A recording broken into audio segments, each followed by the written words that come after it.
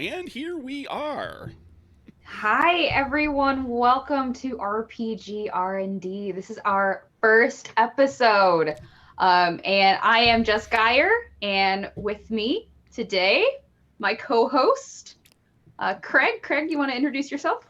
Sure, I'm Craig Campbell. I'm the owner of Nerdburger Games, and I make a bunch of RPGs. Things like Capers and all the supplements and variants that go with that, and Die Laughing and Murders and Acquisitions, and Good Strong Hands, which just wrapped up on Kickstarter a month or so ago, and hopefully we'll see publication early next year.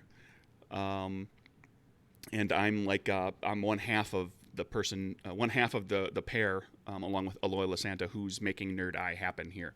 So if you keep an eye out on the channel, there's other stuff that games I'm running, and there's stuff that's Aloy's doing, and he and I do a show every other Friday together. Next week at the same time, it will be Aloy and I. So that's me. Yeah, my resume is not as long. Like I said before, I'm Jess Geyer. I am one half of Wannabe Games, and our big game is Moonpunk. It's a game about punks fighting oppression and fascism on a dystopian retrofuturistic moon. Although we have lots of other smaller games out there too. So, uh, speaking of long resumes, our guest today is Banana Chan. Banana Chan with one of the longest games resumes I've I've heard of. So Not as long as Senfeng Lim. I'm getting there, but not quite. Thanks for having me on the show. Yeah, my name is Banana Chan. She, her, they, them. I'm the owner and co-founder of a small box board game and now RPG publishing company called Game and Curry. I also design and write and develop games. Some of my latest games have been for Jiangshi Blend the Banquet Hall, Scooby-Doo Betrayal at Mystery Mansion, which is a spin-off off the Betrayal game series. And Warp's Edge was something that I wrote for as well. Now we currently have a Kickstarter for this game called Questlings, which is an introductory kids tabletop RPG. So that's the thing that I'm working on right now. I love that. I work with kids. I'm a high school teacher, so I think anything that can get kids into gaming is such a worthwhile endeavor. Yeah. Thanks. So RPG R&D. Like I said, this is our inaugural episode, and this is a podcast about game design and really for people who do game design and also people who GM. And we're going to go through three different segments. So starting with some topics on GMing, and then we will transition into game design and publishing. And then we're going to have a potpourri segment where we talk about a topic that our guest was interested in and, has some expertise in. So that you can see from our backgrounds, a little hint there about what that is. I'm very But excited. do you have anything you want to add, Craig, to our first ever introduction? The hope here is Jess and I have planned out the topics for GMing and for game design for the first 8 episodes, and the idea is, it struck me that there's often I see people on social media every so often, not even every so often, fairly regularly, who are talking about how they're going to be GMing for the first time, and they're very nervous, but also very excited. And they're trying to talk about what they're doing. People are being supportive. And I thought, why don't we talk a little bit about like GMing from the point of view of somebody who's relatively new to it. And everything that we'll cover will also hopefully be reminders to people who are more experienced with GMing, who might be like, oh yeah, that's right, I should probably try to do that too, or that's an interesting thing to keep in mind, or whatever. And then with the game design thing is to also kind of take just the basic idea of RPG design over the course of eight segments in 8 episodes, starting with like the inception of the game, figuring out what the game is about, and then ending it with like what the what publishing venues there are, ways to get your game into people's hands. And then after those 8 episodes, then we'll start to jump around and get like hit more specific topics and do some different things. And then the potpourri, like Jess said, will be kind of like what the guest or what we as the three of us decide, like, okay, what's something fun that we can talk about that'll be kind of like geek or nerdery adjacent, something that might be applicable to gaming or is just kind of geeky in general. So That's the hope. Yeah. Everything's applicable to gaming. So in some way, yeah. But there certainly are going to be topics that are going to be more prevalent. Oh yeah. Amongst the geek crowd. So GMing. Jess, where are we starting? Well, I can tell you a little bit here just about my experience GMing. I've GM'd way more than I've been a player. So talking about, game mastering, that's what GMing, if you're unfamiliar with the term, that's what that means. It's the people who run your RPGs. And one of the first things that you should do, in my opinion, as a GM, is when you're starting to think about your campaign, planning it out and doing what you might call session zero is common in the parlance. So that is our first topic on GMing. So setting expectations and what that means for you if you are the person running a game. So why don't I throw this over to Banana? Yeah, put her in the hot seat. What's your experience doing setting expectations and running a session zero as a game master? Yeah, so I think it's like a step-by-step process, and like with any sort of even when you're running the game, even when you're playing the game, it sometimes depends on an outline, right? I think that session zeros also benefit from having an outline that's sort of like pre-planned, so you know what notes to hit in case you forget anything. So pre-planning for the pre-planning is what I'm trying to get at. I think when you're doing all the safety stuff, like when you're, sitting around a table or playing digitally, you always want to make sure that the players know what they're getting themselves into first, like if this game is going to be for them. And if it's not, that's totally fine. If you want to call out, that's okay. Because your time's really valuable, and you don't really want to, spend 2 to 4 hours playing a game that you don't enjoy. So I think making sure that everyone around the table knows what they're playing, first of all, is really important before going into lines and veils and, other things like the X card or the open door policy. So definitely talking about the tone of the game, any media touchstones that might be applicable, say, for example, if you're running a game that's kids on bikes, maybe you'll be oh, it's sort of like the Goonies. So that way people can gauge their interest. Yeah, and I think you're spot on with the idea that your time at the table is golden. You want to make sure if you're bringing people together, you want campaigns to last. That's one of the common complaints about people who play games. They'll play a couple sessions of something and then it'll just fizzle out. And I think a lot of that could be solved by, like you said, the tonal expectations, the touchstones, what kinds of stories are you going to tell in this collaborative medium? If you don't have a plan for that, you might be leaving some of your players out in the dust. Right. And if you have players that are not as assertive perhaps as other players can be, or if you are very extroverted and assertive, you run the risk of having a player who's just kind of well, I thought I was getting into this, but I'm actually getting into this, and I'm not really wild about it, but they don't necessarily want to say something about it, especially once everything gets going and everybody else seems to be having a good time. So setting that stage and setting the tone and deciding kind of letting everybody know what the game is going to be about, what sorts of boundaries are going to be there, what things aren't going to be touched on at the beginning is useful. And then ultimately kind of checking in and making sure that just checking with the players and saying, okay, we plan to do this and now we're doing this, and maybe the thing went a little into another area, and make sure we're all okay with that. We're not going to start to skew into an area that one of the players is very uncomfortable with or doesn't want to have any part of. So there's something to be said for making sure that everybody is on board with that, and that includes the GM. This is something Jess and I were talking about when we were planning this, is that the GM is a player. So the GM, if you're doing the GMing, you want to make sure that the players are are having a good time and are being engaged and having fun if that's what the game is about, or they're being engaged and being made to think and examine things if that's what the game is about. But you should, be in the right place too. You don't have to give up your enjoyment just to give the players a particular experience. Make sure that it's an experience that you want.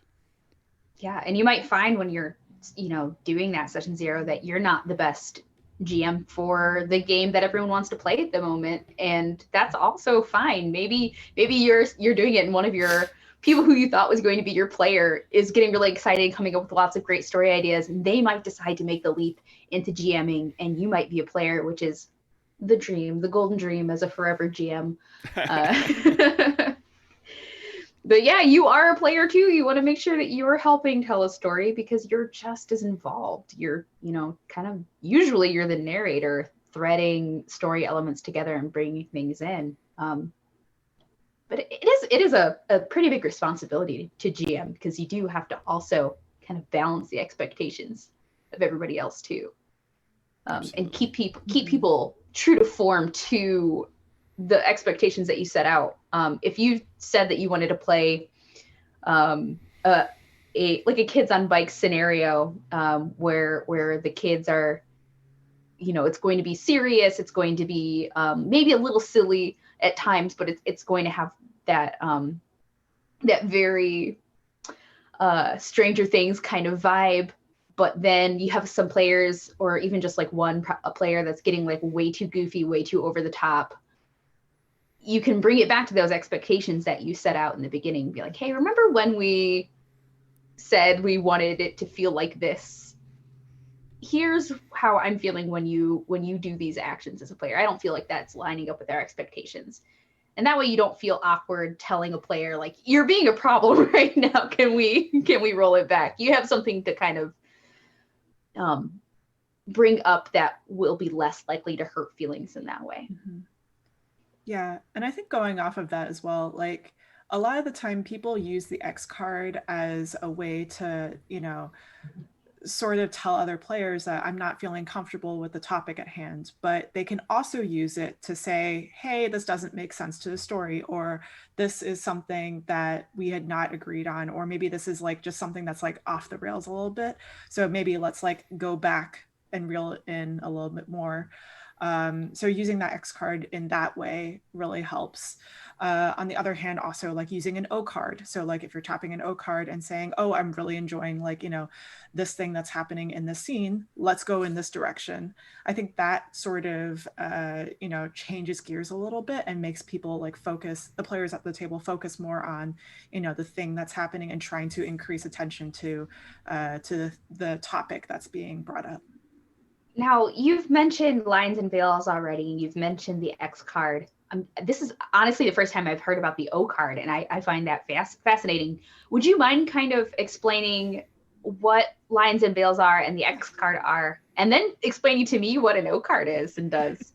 Yeah, absolutely. So lines are lines and veils. Let's start with that. So lines are lines that you do not cross. These are topics that you will not discuss at the table. You'll not bring them up during play. On the other hand, veils are things that we will veil over at the table. So these are topics that you can talk about, but maybe don't go into like descriptive details about the thing that's happening. A common thing that is brought up in as a veil is usually action movie violence. So it's okay if there's like a car chase, but maybe like don't go into too much detail about like the license plate numbers and like all the things that are happening. So that's like that's what lines and veils are.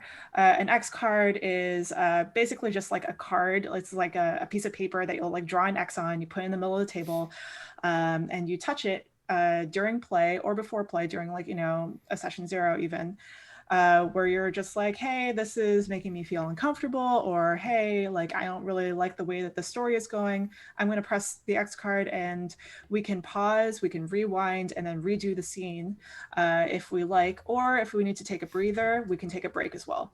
So that's what an X card is. But an O card is basically the same thing as an X card. It's still a piece of paper. You draw an O on it. But when you touch it, that means that you're really enjoying the scene. You're really enjoying the thing that's happening right now. Maybe let's pay attention to this thing a little bit more, or bring it up a little more in play. Yeah, more of that, please. Yes, exactly.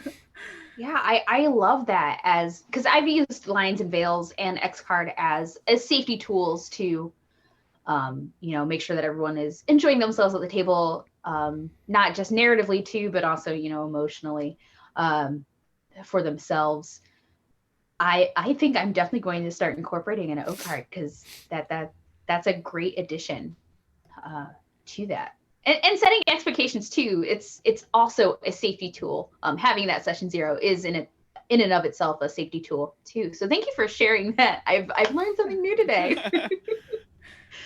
I think there's for the setting expectation side of it too is another thing to keep in mind, especially if it's a new group, like a new campaign, is you can set an expectation for the game period itself. That is to say, make sure everybody understands, like, this is we intend this to be like a weekly game. It's going to happen on this day. We can expect it to be roughly this amount of time, so that people know to plan for it if they've got a set time aside, if they're going to be driving anywhere someday when we all start driving to games again. Someday. And also to kind of know, like the what I like to kind of think of as the group culture. Like, is this going to be a group where you kind of expect everybody to be on point and playing character and keeping the game kind of as the focus, or is this going to be like on the other end of the spectrum? Is Monty Python quotes like gonna fly like crazy? Is this going to be a much more social experience, or is it going to be maybe somewhere in between, so that you don't have somebody that's coming in expecting story, when the group is like, mostly there to just kind of hang out. Yeah. Because that can create, potentially resentment with the player who gets into a game group that's like, this is not the game experience that I'm used to or was expecting. Yeah, I have a game that I've been playing for years now, since like 2015. 2015, 2016 is when I started playing with this group. And when I started, I was a stranger to the group, but they had been playing with each other for some time. And it was really useful for me. And it was kind of intense, because I actually had we met up at a Panera Bread to meet with the GM. And he talked to us about like, hey, here's what the group is like. We do this every Saturday. We're interested in people who, are engaged at the table. Our game's pretty serious. We expect people to be there like consistently, because my time is worth this. The time of the other players is worth a lot to me too. And I'm trying to tell, we're trying to tell this type of story that, requires a level of engagement. And it was helpful for me knowing going in that was what I was going to get into with a group of strangers.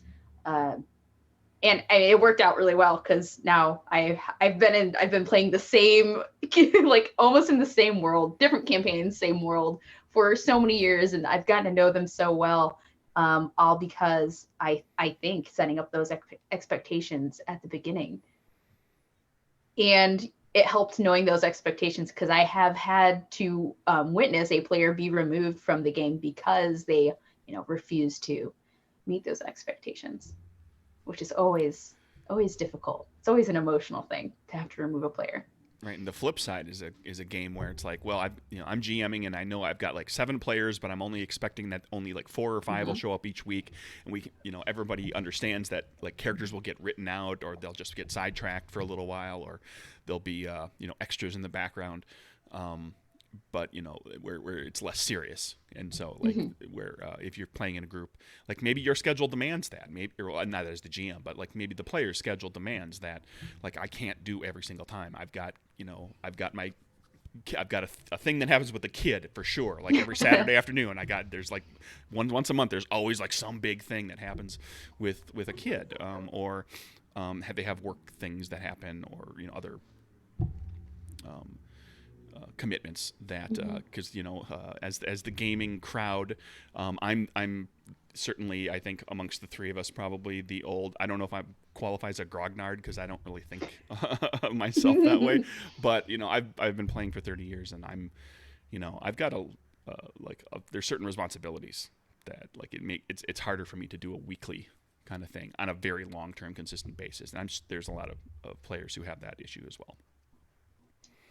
Yeah, my Saturday game, my fiance Alex, I told him when we started dating, like, hey, I am not available on Saturdays. I have this game that I really like, so I kind of scheduled my life around that game. You better be okay with only going out on these other nights. I'm not there every Saturday. On this day, you don't get me. And I'm sure there are plenty of people, like for people who are really into gaming, or for any activity, if there's something that they're really into, like there's certain times that I'm going to do this, and if you get into a relationship, that person kind of has to come to understand that. It's true. And you have to be open to the other person being in that position. Anything else, Banana, before we start to wind this one up a little? Yeah, I would say one more thing is workshopping is something that I've been seeing a lot lately, just because that's something that's leaked over from LARP, where players would workshop mechanics or safety tools or whatever before play. So, I mean, not everyone has a lot of time, but if that's something that's interesting to integrate into your game, that could be interesting as well. So by workshopping, I mean making sure that everyone just practices the safety stuff, or practices sort of a tutorial version of the mechanics and the dice rolling and the how the characters work. So I've been seeing some games sort of integrate that tutorial section into their scenarios or their safety stuff in general. That's really interesting. I hadn't ever thought about that, because I LARP too. And there's always, when you onboard to a new LARP, they're like, okay, we're going to practice when we say hold, everyone's taking a knee. We're going to practice how hard you can hit each other if you're doing a LARP where there's foam weapons. I love that idea.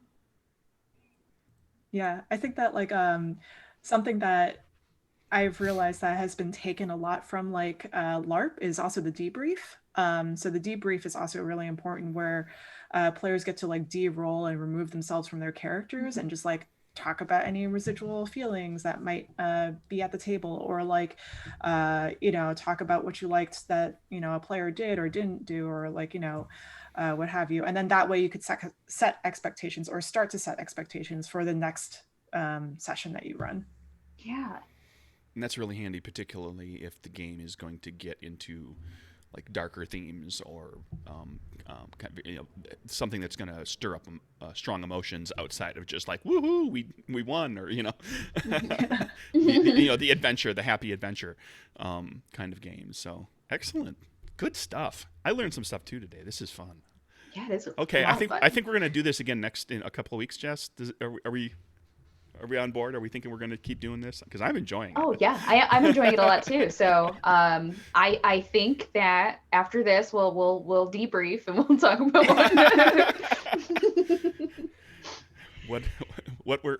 Because Jess and I actually talked a bit about expectations for this thing. I mean, this is an interactive social thing, and wanted to make sure that we knew kind of what our plans were for guests, and what our plans were for topics, and how we were going to kind of handle this. And it all seems very seamless, I'm sure. It seems so incredibly professional, but we talked a lot before this started up. So same thing for our game. Just, spend a little time kind of getting ready for it. So much overlap between, gaming and real life.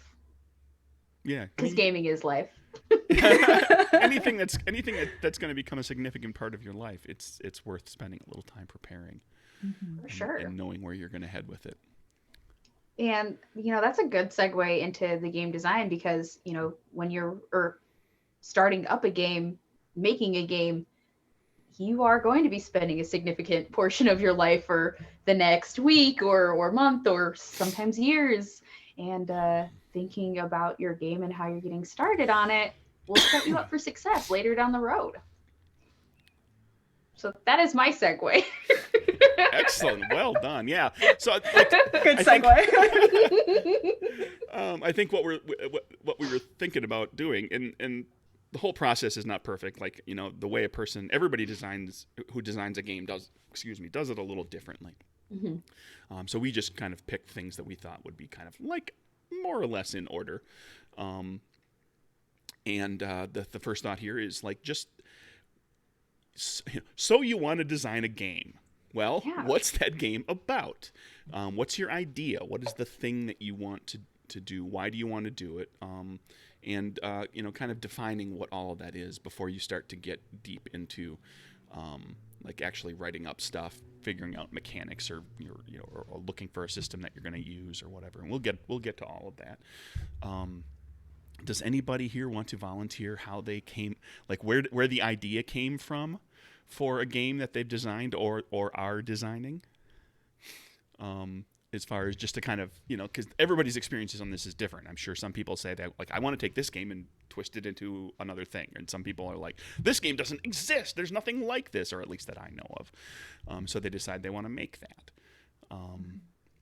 Anybody want to volunteer? I will go ahead. Okay. I'll go ahead. I remember the day that Alex and I started planning on making Moonpunk, and we had just played another game called Witch Punk. So you can see where the relation there was, and that's a game about punk witches, and it was fun. But we had a lot more fun, like being punks at the table and you know, involving ourselves in that ethos. And we wanted to make a game that was even more punk than the game that we played. And we started talking about it. And I think I said like something like punks on the moon. And then Alex started talking about the moon is a harsh mistress. And we started just kind of snowballing from there because of an experience that we had gaming together, had Origins 2 years ago. And, you know, it was just kind of an evolving idea from just an experience that we had together at the table. And I think that's where a lot of people start getting their ideas for games. It's either they read something or they watched something, or more often they played something and they thought, I want to do something like this too. Do you two have similar experiences? Yeah. Oh, sorry. Go ahead. Yeah, I would say I definitely like consume a lot of media to get my ideas. And a lot of the time it's just like thoughts and ideas that are thrown into a Google Doc, like especially if I'm working with someone else, like all of these thoughts just like get brainstormed there. So that way we can go back and forth and like pick and choose like the stuff that we want to work on and then focus on. And then that way we could, you know, bring that into like a template that's already made up. Usually like I like to work from like RPG templates that I, you know, already have everything there. So it has like all the layout there for you, like character creation, mechanics, so on and so forth. And then that way it's like easier to plan and easier to work in sprints, which I know is not everyone's ideal working situation, but I like to work that way. So yeah, that's like generally how I work. Yeah, you do a lot of collaboration. So you probably bounce a lot of ideas off of the people that you're working with, don't you? Yeah, I prefer like working on teams or working with like another person, because that way at least you can like sort of see what works and what doesn't. Like smaller LARPs or smaller, you know, RPGs are like, you know, small, I don't know, epistolary like type things, or like solo journaling type things like that I can, you know, work by myself on. But like if I want to take on like a larger project, I would rather work with someone else. That way we can go back and forth on ideas. What about you, Craig? That's well, I work mostly like on my own ideas, and I do a lot of the writing. You know, I get the game pretty far down the road before there's other people involved, and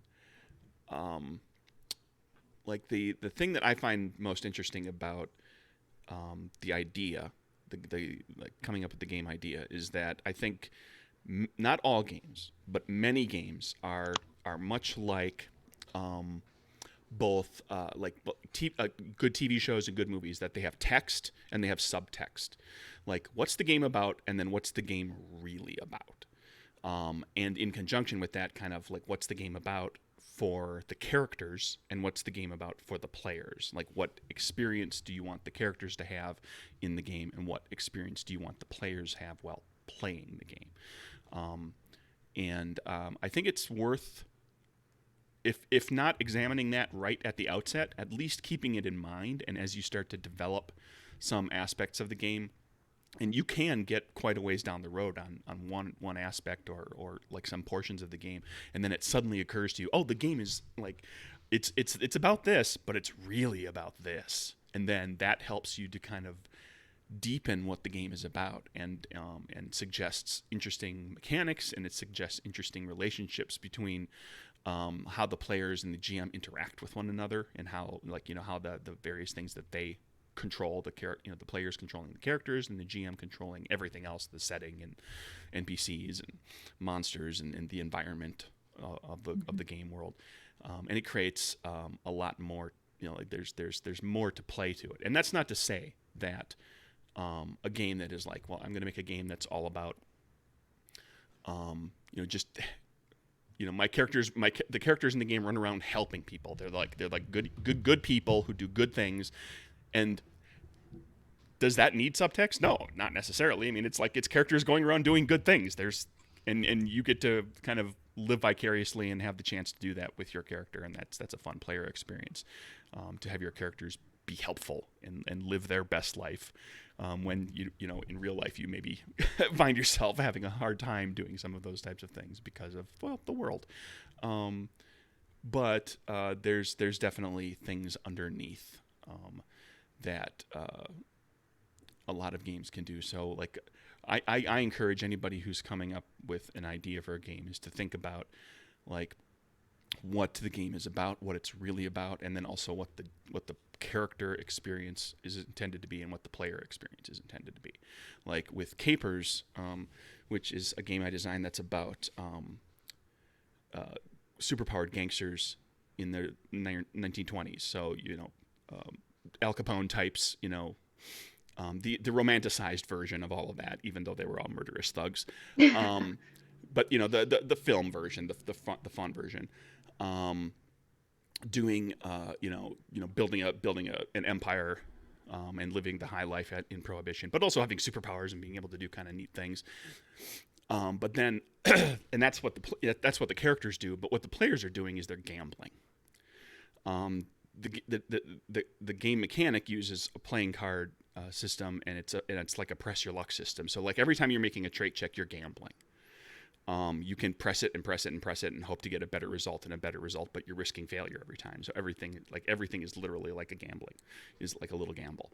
And so, like, you're gambling just the same way. Like, in the world of the game, the characters are gambling with their lives. You're gambling with your character's success. And I didn't realize that's what the game was about for the players until about halfway through designing it.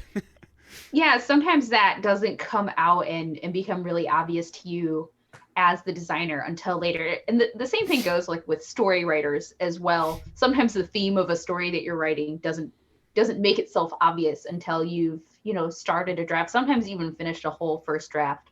But I like what you said. You've aligned your game mechanic with what is going on in your game too. And the best games have a lot of the alignment of the text of the story with the subtext of the story with what the mechanics are doing, and having that good idea and really thinking about it will help you build that solid foundation for the rest of your game. Like with Moonpunk, we wanted to make sure that the moves, it's a Powered by the Apocalypse system, but we wanted to make sure those moves really evoked a feeling of, I am fighting against the man, I am rebelling, I'm doing something. And then the experience the players are getting out of it is, how can I learn how to fight oppression in my own community? And just aligning that as much as possible, I feel, made for a stronger game experience. Mm-hmm. Yeah, I think we did something similar with Jiangshi Blend the Banquet Hall, where so Sentinel Lim and I, we wanted to make a game. We had been talking about making a game forever. And then finally we were just like, let's do this thing. And initially when we started, we wanted to make a game about our own culture, and we wanted to make a game about like, Chinese culture in general, just like something to do with like food, because that's like a lot of what our culture centers around, like many others. But we wanted to set it in like a banquet hall, because that's like what we remember growing up. um, so just like having something like that integrated into the story. But as we were like going and writing this thing out, we realized that why not add the hopping vampires, because that's like sort of this metaphor for systemic racism and all the stuff that's like happening with to the characters, and like losing oneself like literally on the board when you're like playing the game, like as you're losing health, as you're taking damage, you are like receiving these cards that are the Jiangshi cards that are just like your loss of self cards. And like once all you have all your slots filled up, and when you get these loss of self cards, I'm just like backtracking back and forth, I'm just like remembering things, but like when you get these loss of self cards, you're covering up something on your character sheet, so like you can no longer use that thing. So say you had a skill before that was cooking, right?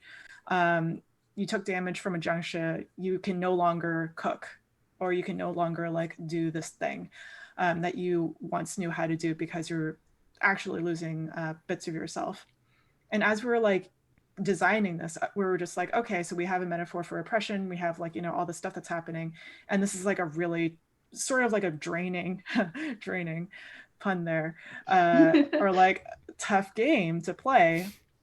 But we realized like after playing this several times with like other people, it's not actually about like the oppression, it's not about like the terrible things that are happening to the family. It's actually about resilience and coming together as a family and trying to like get past all this stuff, all this bad stuff, and still manage to survive. So yeah, totally what everyone is saying, just like all this text and subtext that we had to like think about when making this thing.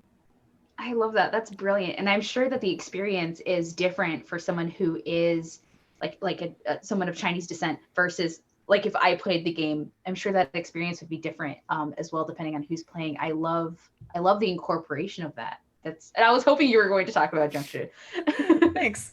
Yeah, for sure. We found that like a lot of people from immigrant families, they really connected a lot with the game, regardless of whether or not they're Chinese or Asian for that matter. One of our publishers, Brandon from Wet Ink, when he played the game, he immediately called his mom, because his grandmother was from Russia, and they like couldn't communicate because she spoke a lot of Russian, he didn't speak a lot, and so it like really resonated with him, and like with a lot of people who just know of this growing up and have had that similar family dynamic. Yeah. That's amazing. I love this is why I love games so much, because of the storytelling, and it's the subtext of the game that really makes a lot of sense and matters a lot to people. That's great. And that speaks to a good point as far as coming up with the idea, and then ultimately you'll follow through on this as well. But don't be afraid to get personal. Don't be afraid. If you're if you feel comfortable doing that, just give it a shot. Put something personal into it. If you feel strongly about something, or if you are of a particular heritage that you feel is not represented well, that could use some further understanding in the community and just in the world in general, you can put that in there, and like the two my co-hosts, you're both co-hosts, we're not going to call you a guest, said like you different people will get different things out of it. Not every game has to be experienced the same way by every single person, and some people will enjoy the game on a like a superficial kind of surface level. They'll just enjoy the process of telling a story, and some people will walk away from, like, you never know, like even the silliest game, somebody might walk away from a moment in that game where something really resonated with them, and that can come out of your own personal experience and how you kind of put that in there from the get-go. Yeah, that's literature. I mean, I teach English, I teach literature to high schoolers, and I always try to tell them, think about what you can learn from a story. Even if you disagree with the theme, what can you learn from the story? What are you taking out of it that's going to last longer than the plot itself? And yeah, I'm getting emotional over storytelling in games right now. Yeah, I remember what I was going to say before I started getting emotional again, and that is writing what you know. Just like a writer's advice would be, write what you know, design what you know too. And it doesn't have to be something you're a quote unquote expert in. It's just something that matters to you. If you really like me, I love underwater sea creatures, but I've never made an underwater sea creature game. But that might be something fun for me to do in the future. I could write about being a teacher. Like everyone has their own personal experiences that you could use as a springboard into thinking about your game idea. Yeah. Or write about the thing that you really want to learn about, that you want to take the time to research. Not nearly as necessarily as interesting as some of the examples that have been brought up here, but like writing capers gave me the opportunity to dig into the history of the 20s and learn how did that actually go down? Like, how did Prohibition come into? I remember the basics of it from history classes, but like getting into because I had to write a history. I had to write, enough information in the book so people will have a frame of reference for the game. And so I had to go and figure out Prohibition was a long time in coming. It was decades of things that happened that led to Prohibition, that ultimately led, and then Prohibition led to the rise in organized crime and changed the fabric of crime within the entirety of the United States. It was hugely influential. It wasn't just like a rockin' good time for a decade in the 20s and then the Depression came. It had like these massive implications, and that's something that you can play. You can bring to bear in the game too, because if you were interested in learning about that, and I was interested in researching that, it allowed me to bring that into the game and say make a point of how law enforcement was not prepared at all for what was going to happen with criminal organizations during that period. It's funny because Junction is also set in the 20s. Like the core game is also set in the 20s, and it's just like we learned a lot about the 20s in general. Like it was a weird time. It was. Like in San Francisco, there was so they had back-to-back stuff happening. So they had an earthquake, and then that caused a fire, and then in the middle of all of this, there was a pandemic. All these things just happened, and then organized crime was a thing. So yeah, it was a very strange time. But yeah, going back a little bit to talking about or writing from what you know, I've noticed that when we write about stuff, or when I write about stuff that's really personal to me, it does resonate with a little better than if I were to write just a goofy, silly side piece, which is also fun. That's just a different thing altogether. But when I write something that's a little more personal, people do pay attention a little more.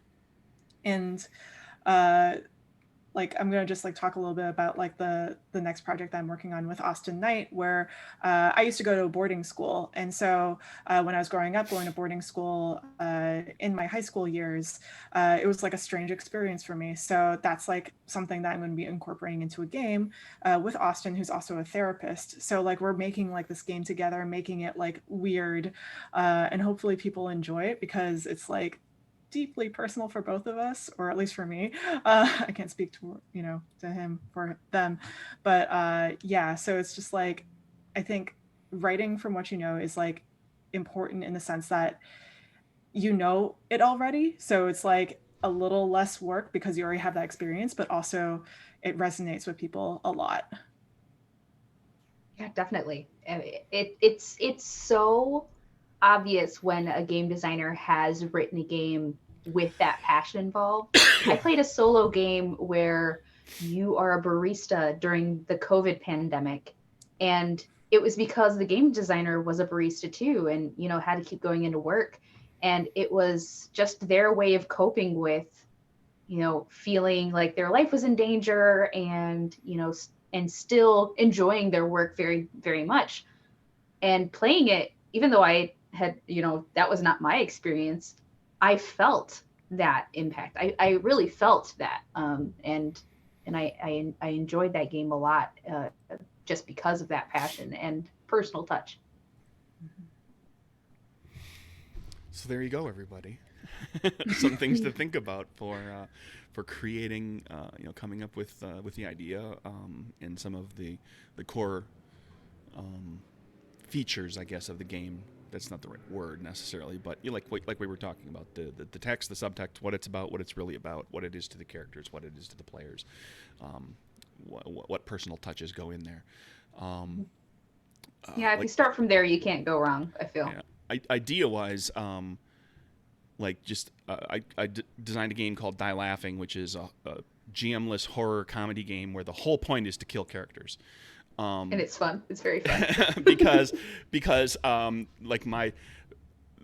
the idea came from the idea that there's so many horror games out there, but most of the time, if the characters are going to die, like there's always like, well, what happens when my character dies, as opposed to games where things are just creepy. And spooky and stuff. Like, well, if your character dies, what's going to happen? Your character's you're going to make a new character, or what do you do? Go home? I mean, like, what happens when your character dies in a horror game?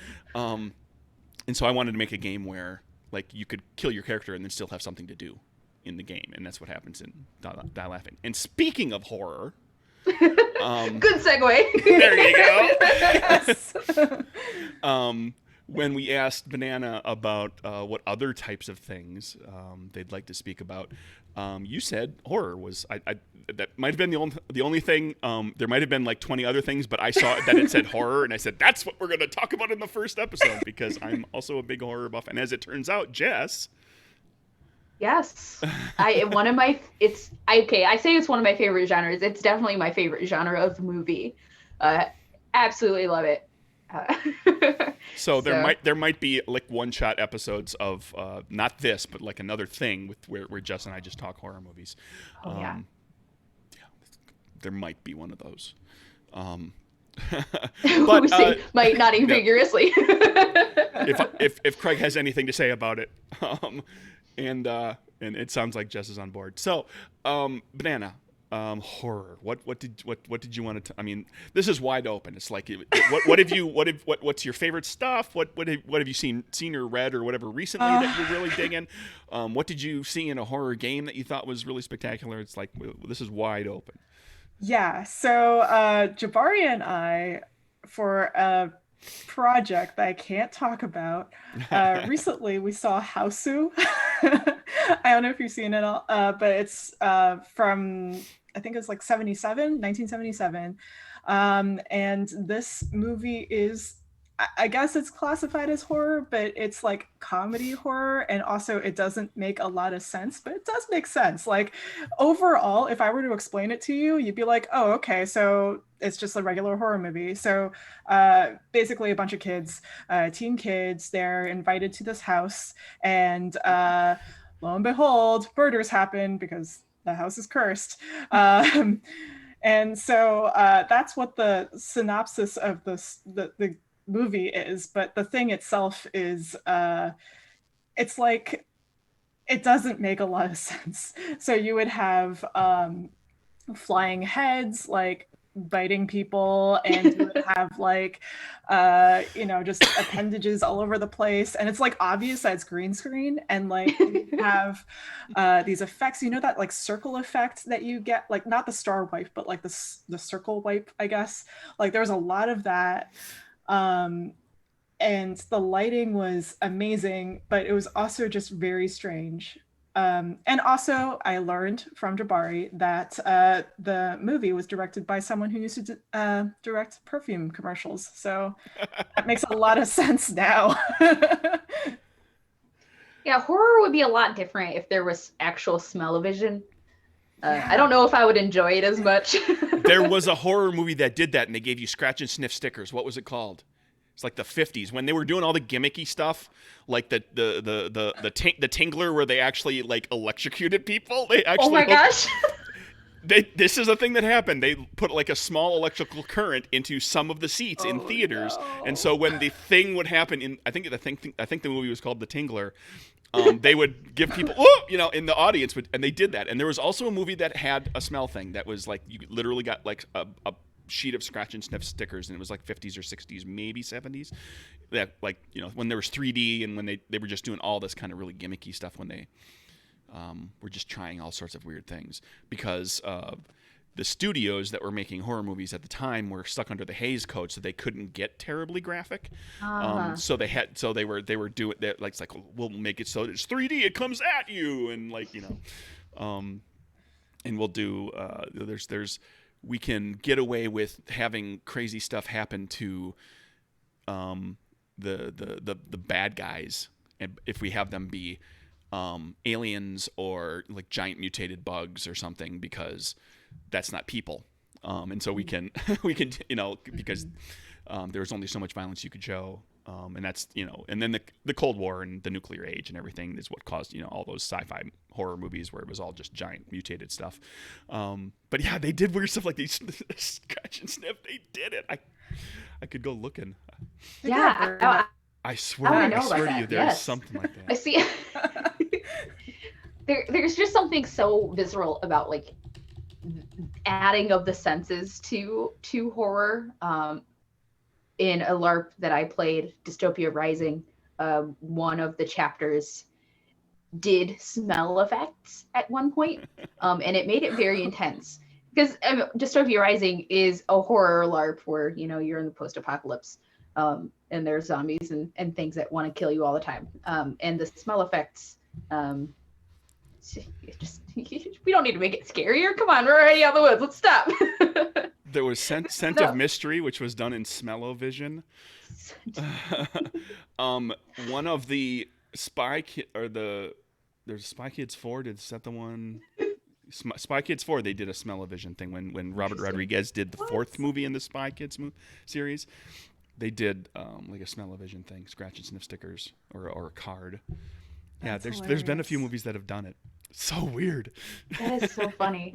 Wow. But they'll try anything, See, that's the next thing in gaming. Like everyone gets a scratch and sniff thing for your book. Like, okay, when you do this, scratch. When you enter this room of the dungeon, it smells like this.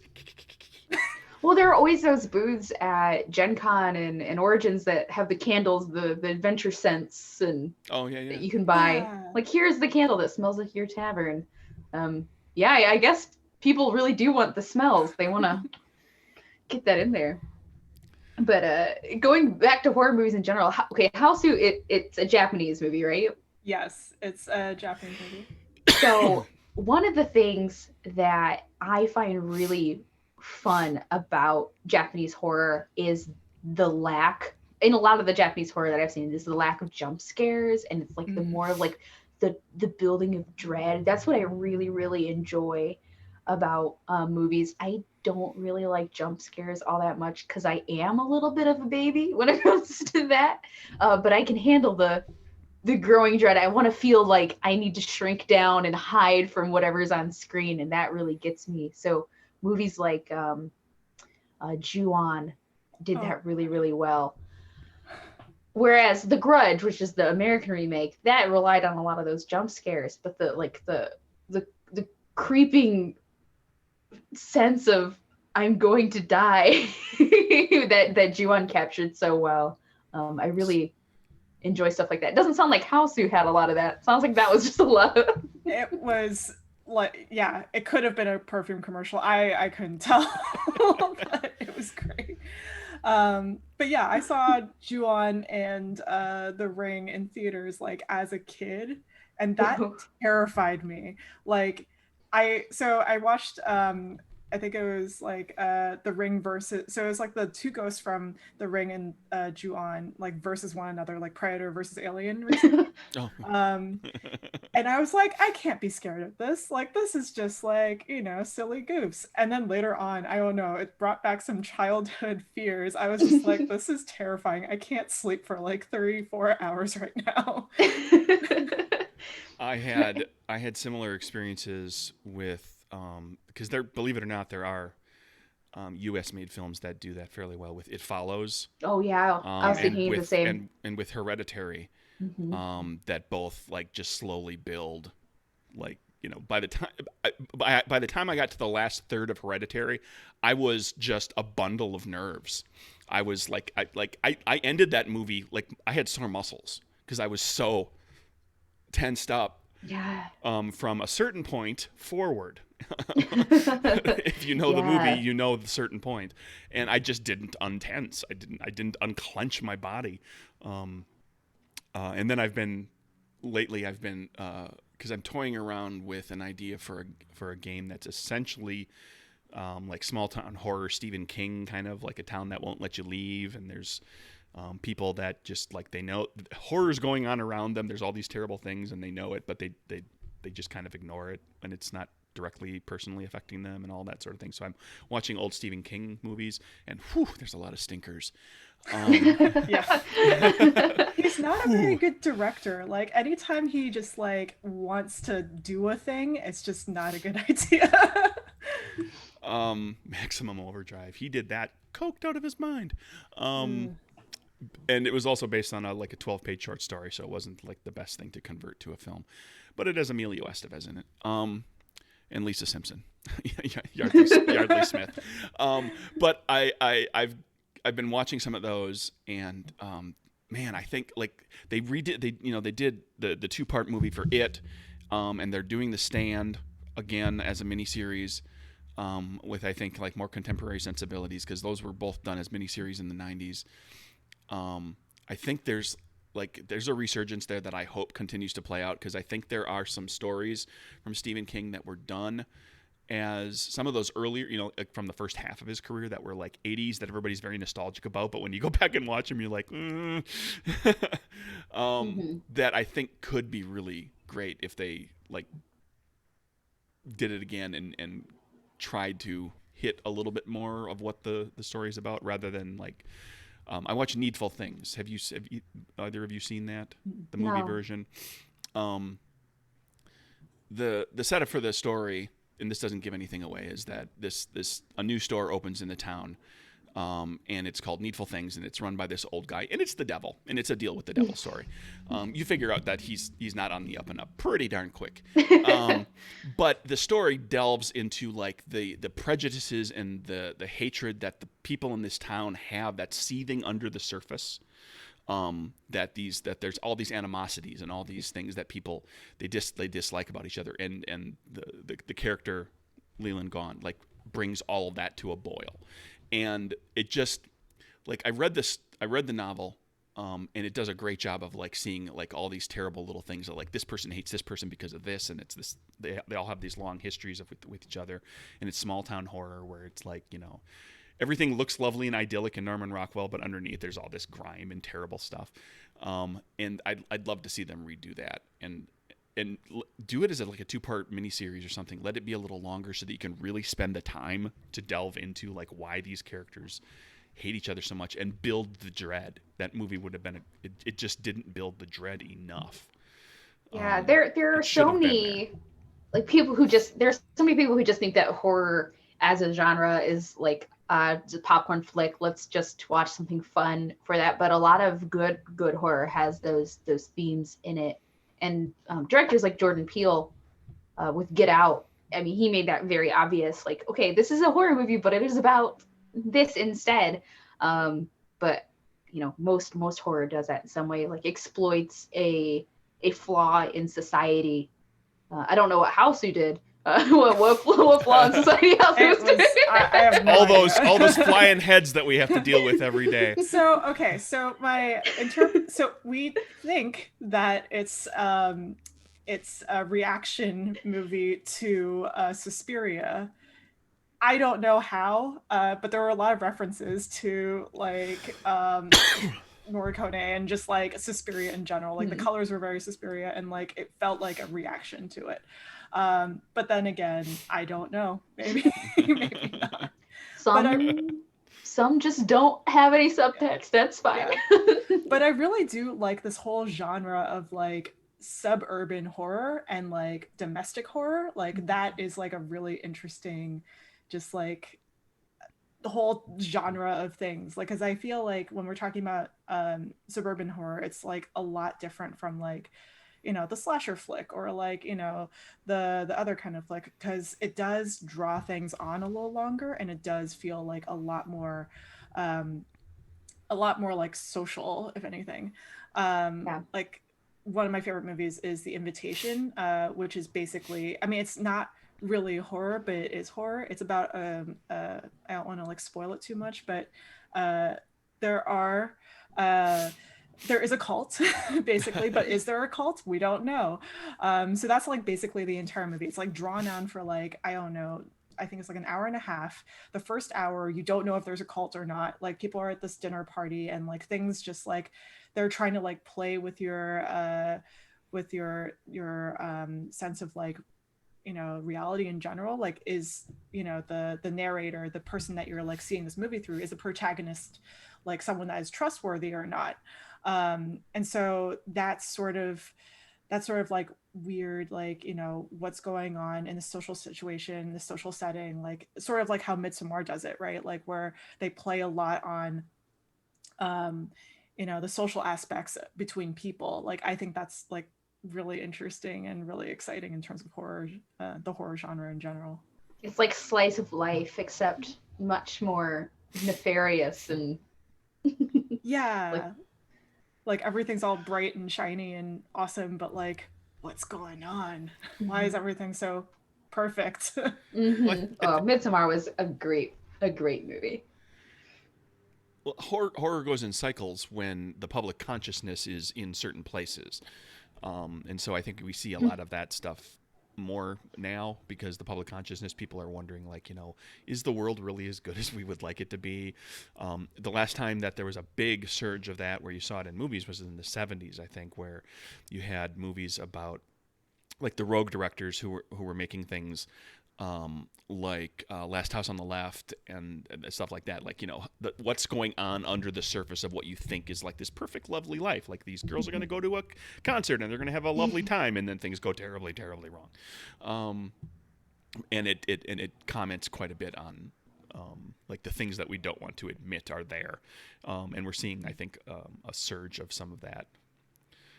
Yeah, I'm really interested in seeing like what kind of horror we're going to get coming out of the pandemic, because I don't think it's going to be what people expect, like with the bio kind of horror. Like I don't think we're going to see movies like Contagion out of this. I think it's going to be a little different, but I mean, who knows? I'm not in the business of prediction, but American Horror Story does a good job of reacting and commenting on things that are happening during the year. Like their season Cult was a commentary on the 2016 election. They've just done a pretty good job in general, making you feel a little bit weird about life. Yeah, I agree with what you were saying about not. I don't think that they're gonna have like. I don't think that bio horror is like where people are gonna be have their like attention focused to. I think that they're gonna start. There's gonna probably be a lot more horror about like claustrophobia, like using that sort of as a theme, claustrophobia and like social dynamics, and I think the internet as well, like digital age stuff, because we're so, we're consumed by it so much now. Like this is what we do day to day. Like, we have so many, even that like Zoom horror movie host, like that was like a thing. I think we're going to see a lot more of that in like movies like Cam. So I think that's where horror is headed. And it'll be interesting to see when the horror film making community decides it's okay to do bio horror again, because like if you look at just historically, just from the perspective of the United States, when the Vietnam War ended, it was 10 years before anybody did a Vietnam movie, but then they were everywhere. Very quickly. So there will come a point where it'll be enough in the past that it's still scary, but it's not so immediate that it really is incredibly painful. So, it's just a question of when that'll happen, how quickly we'll get to that. But, I think that claustrophobia and how we relate to people The idea of what truth is as well is, I think, another theme that's going to be prominent. I think we could get into things that hearken to the pandemic, like the idea of like everybody's afraid of crowd. Well, not everybody necessarily, but a lot of people are afraid of crowds, being in large groups, and you could have movies that play off of that, or play off of not knowing what to expect out of people. Like we may see a resurgence in pod people type movies. Ooh, I love that. where you don't know what to expect out of your neighbor or out of people. Or like mass hysteria type of movies. Yeah, where the crazies, the two versions of the crazies, or those types of movies where there's like a mass hysteria kind of outbreak, where kind of everybody, all of the non-protagonists kind of lose it and become uncontrollable and violent and so forth. That maybe it'll be it's going to be an interesting age for the next few years, just in media in general, like how people are going to deal with it. Like I don't watch the show myself, but I know that Grey's Anatomy is they're in the pandemic. That's what the characters are doing this season. So can I derail the conversation just a Go tiny for it. bit? So do you all listen to the podcast? I think it's called Supernatural with Ashley Flowers. No. But I'm always in the business for new podcasts, so I'm going to write this down. It is very good. So the latest episode deals with there's this laughing plague, where a bunch of people in this town, I believe it was Germany, in like the 1600s, dancing plague, where they just like couldn't stop dancing, and they like danced for days on end, and like when they get tired, when the sun sets, they like collapse because they're so exhausted from dancing. So this lasted for like I don't know how many days, but apparently it's like a thing that happens. Like people can take on, like, this is not just like one incident, it's happened like multiple times. This is where like the Pied Piper story comes from, where a bunch of children, they like dance from one end of this country to like another. And there was like another one where it's like a laughter epidemic as well. So I think like definitely that sort of like world of pandemic stuff, like that kind of thing is probably going to be like a thing that people are going to play on in pop culture and horror movies. Yeah, there was another podcast I was listening to that was talking about the dancing plague, but I cannot remember what it was. But they went into some interesting like social factors that could have caused the plague, and like this increase in anxiety, and talked about it in relation to the COVID pandemic.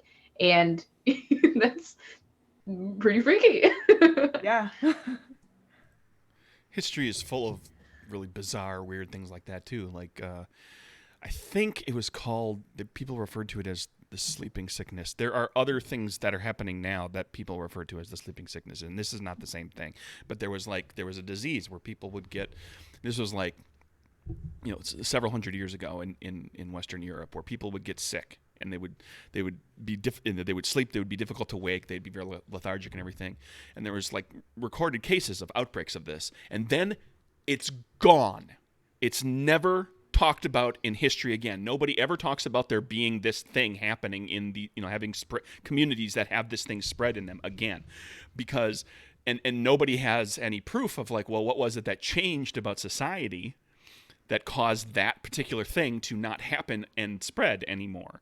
Because, as you made changes in sanitation and how you cook your food and how people are treated for different things, just certain things stop being a problem. So there was a point where like this sickness it's just never happens again. And now people are, scientists and archaeologists and not archaeologists, but anthropologists look back at it and they're just like, no idea. That makes it even scarier. There's not this thing is because it was never cured.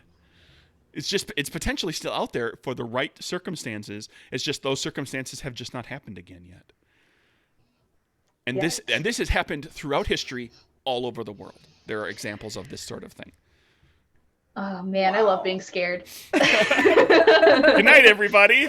Sleep tight. Or don't sleep. I have now added that podcast to my favorites list on Stitcher. I am excited to start listening. It's very good. Yeah, I love stuff like that. Though the one kind of horror that I don't like to listen to is true crime, and that's so ubiquitous. I don't like. It feels a little voyeuristic. Yeah. Too macabre for my taste, but luckily each she their own. separates them. So like you would have hauntings and you would have like, hauntings. She tries to, debunk it or like figure out like a scientific reasoning for like, the hauntings or like the curses. And then there's like others where it's just like sort of true crimey, but it's like unsolved. And, this is probably what happened. Yeah, stuff like that is okay for me. Like like the Basilica Axe murders and stuff like that. I'm fine listening to stuff like that, but I don't want to stuff that's too recent. I don't know. It's kind of like what Craig was saying. At what point is it okay to use this as entertainment? Mm-hmm. But yeah. Well, this was fun. Okay, well, before we wrap up, I'm going to throw this out there because I haven't listened to the whole thing too. I got to get back to it and listen to the rest of it. There's a podcast called Ear Hustle, which is done by a prisoner at San Quentin. And then like there's I don't remember for sure what she does. She works at the prison at least part-time. And one of the things she does is she makes this podcast, and it basically tells the story of like what it's actually like inside of a maximum security prison. Really cool. And each episode's about a half an hour long, and they get in like each episode touches on like something about. And it's not sensationalist. It's like it gets into very real issues about like, they spend an episode talking about what it's like for a prisoner to know that they're going to be in for life and they're never going to get hugged again. Wow. They're never going to have that kind of human contact ever again, and coming to grips with that, or what it's like to be in prison and now your release date is coming up and what happens to you emotionally for the last week before, as you wait for that to get there. And it like, it's an incredibly interesting, and at times very raw look at what happens. That sounds really cool. I love that it's from the perspective of someone who is in prison. And they occasionally they occasionally interview other prisoners as well with like specific circumstances and things like that too. Oh, that's cool. Yeah, sides of stories that we don't get to hear very often. So that's our fourth segment. Podcast recommendation. Recommend a podcast that has absolutely nothing to do with gaming. Again, everything has everything to do with gaming. That's very true. Consume. They Live. That's a fun movie too, right? Consume, eat, obey. Segue. When you were talking about pod people, I was thinking about They Live. Well, Banana-chan, can you tell us where we can find you on the internet and other places, and what can our listeners go look for? Yeah, absolutely. You can find me on Twitter all the time at Banana-chan Games, and you can find my company Game in a Curry at Game in a Curry, also on Twitter and Facebook. The next thing I'm working on is a kids tabletop RPG called Questlings that's on Kickstarter now.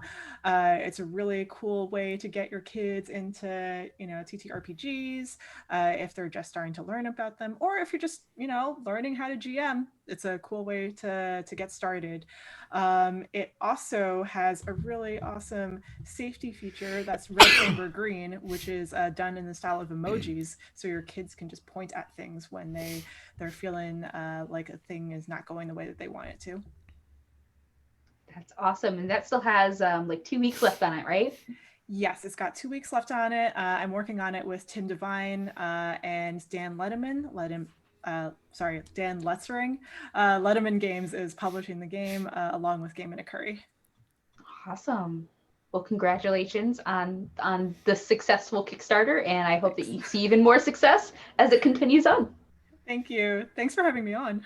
Yeah, thank you for being here. Thank you for being the guinea pig. Yes. Well, Craig, what are we talking about next time? Oh, I don't have that in front of me. Oh, I put you on the spot. I'm so sorry. Yeah. I can tell you. We're still okay. Go for it. Well, next time we will we will have our show on again on December 11th.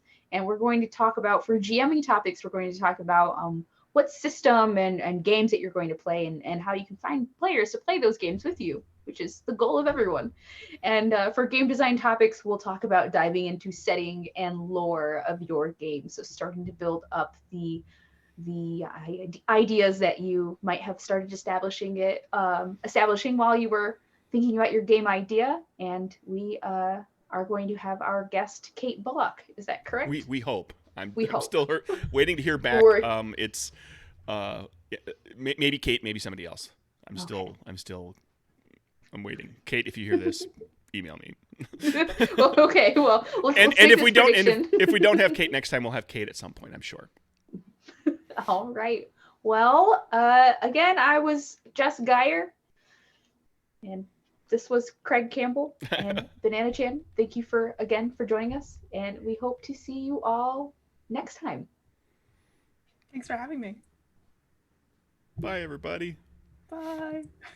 Go watch a horror movie, then go to bed. Or don't.